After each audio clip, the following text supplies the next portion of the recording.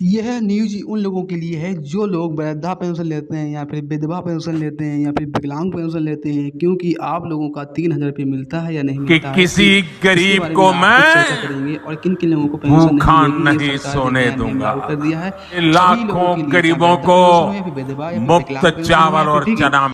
तो सबसे पहले बात कर लेते हैं कि इसमें जैसे कि वास्तविक जीवन में जैसे कि केंद्र सरकार की ओर से कई ऐसी योजनाएं नहीं है जिसमें हर वृद्धा विधवा या विकलांग को 3,000 रुपये प्रति माह मिले।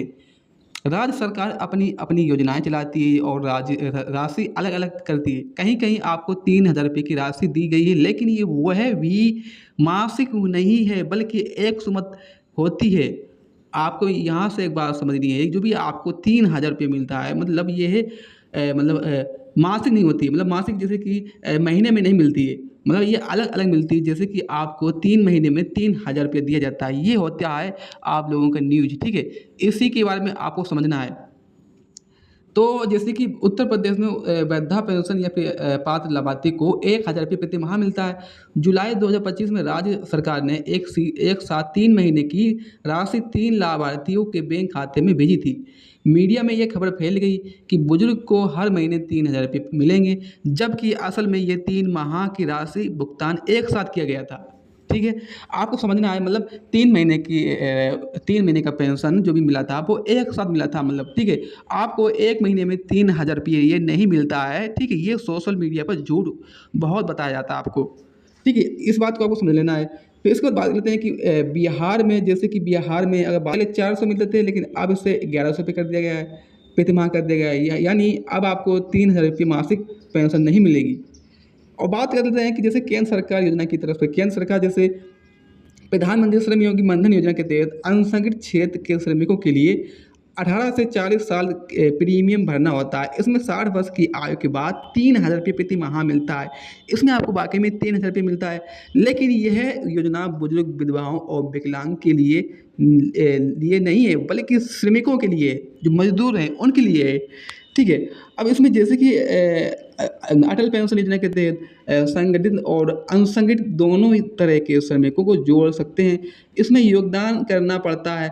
जैसे 60 वर्ष की बाद आपको 1,000 रुपये से लेकर 5,000 रुपये तक पेंशन मिलती है। यह भी सामान्य पेंशन योजना है, लेकिन विशेष रूप से वृद्धा, विधवा, विकलांग के लिए नहीं है, ठीक है।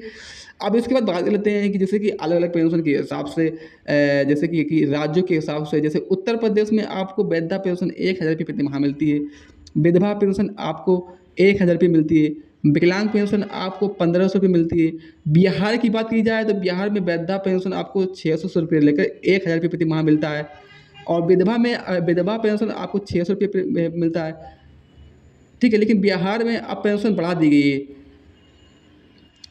जैसे मध्य प्रदेश में बात की जाए, मध्य प्रदेश में जैसे कि 1,000 रुपये मिलता है, विधवा पेंशन आपको 1,000 रुपये प्रति माह मिलता है, विकलांग पेंशन आपको 1,200 रुपये प्रति माह मिलता है।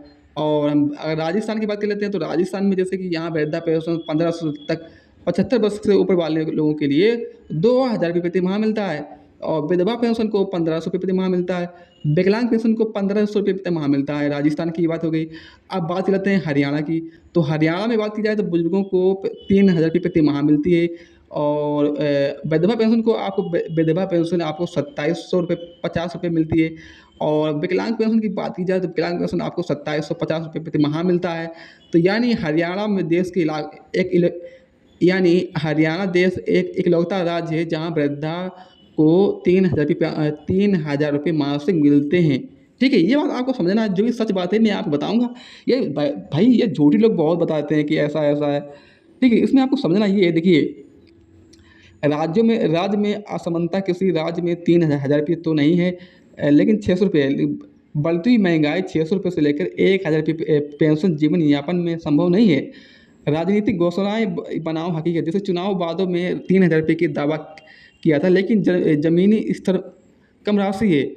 लाभार्थी को जैसे कि समस्याएं आती हैं, आधार और पैन लिंक ना होने पर किस्त अटक सकती है, बैंक खाता शेयरिंग नहीं है, तो ऐसे में आपको समस्या आ सकती है। कई पात्र लोग ऐसे हैं जो पेंशन सूची से बाहर रहते हैं, ठीक है। अब लोगों की उम्मीद ये है कि पेंशन राशि कम से कम आपकी 3,000 रुपये प्रति माह होना चाहिए, मतलब महीने में, हर महीने में मुझे 3,000 रुपये मिलना चाहिए। कई लोग ये सोच रहे हैं किन किन लोगों को पेंशन नहीं किन किन किन लोगों को पेंशन बंद हो जाएगी मिलना। तो सबसे पहले बात लेते हैं, देखिए यदि यदि व्यक्ति विधवा या पुनः विवाह कर लेती है तो ऐसे में बहुत सी योजनाएं में पेंशन बंद हो सकती हैं। कुछ जगह पर यह शर्त है कि पुनः विवाह होने पर आय के आधार पर मूल्यांकन किया जाता है। अब आय का असमानता वृद्धि, यदि लाभार्थी को आय किसी अन्य स्रोत से बढ़ जाए या यह पता चले कि उसने झूठा दावा किया है तो ऐसे में राज्य सरकार द्वारा पारिवारिक को आय प्रमाण पत्र इनकम सर्टिफिकेट की मांग समय समय पर हो सकती है। विवाह और तलाक जीवन स्थिति में विधवा पेंशन में यदि विधवा की विवाह स्थिति बदल जाए तो पुनः विवाह अन्य ऐसी स्थिति को वह अब विधवा ना हो तो ऐसे में आपको लाभ नहीं मिल सकता है।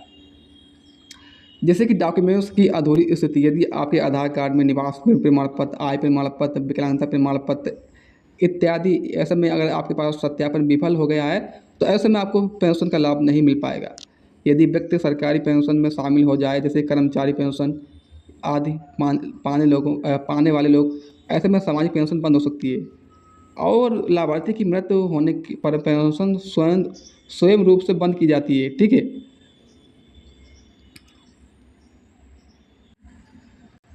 अब मैं आपको लास्ट में ये बात और बता दूं कि किन किन बातों का आपको विशेष ध्यान रखें। तो यदि आप पेंशन के लिए आवेदन करना चाहते हैं तो उम्र आपकी कम से कम वृद्धा हेतु या विधवा या फिर विकलांग हेतु है, कोई भी है तो आपकी केंद्र सरकार की निर्धारित आय पूरी होना चाहिए और डॉक्यूमेंट्स तैयार रखें। जो लोग ऑनलाइन कराना चाहते हैं तो आधार कार्ड या फिर आय प्रमाण पत्र या मूल निवास प्रमाण पत्र, मृत्यु प्रमाण पत्र, विधवा के लिए, विकलांगता के लिए प्रमाण पत्र होना चाहिए, आय संपत्ति सीमा होना चाहिए, अन्य पेंशन या सरकारी सहायता, यदि आप पहले से कोई भी सरकारी पेंशन पा रहे हैं तो ऐसे में सामाजिक सुरक्षा पेंशन आपको इस योजना के लाभ नहीं मिल पाएगा। ठीक है। तो ये थी आपके लिए कुछ good news.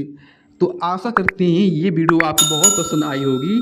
Please news Hindi channel को सब्सक्राइब करें और इस वीडियो को ज़्यादा से ज़्यादा लोगों के पास अपने व्हाट्सएप से, फेसबुक पर, इंस्टाग्राम पर शेयर करें ताकि हम आपको ऐसी सच वीडियो देते रहेंगे। Thank you.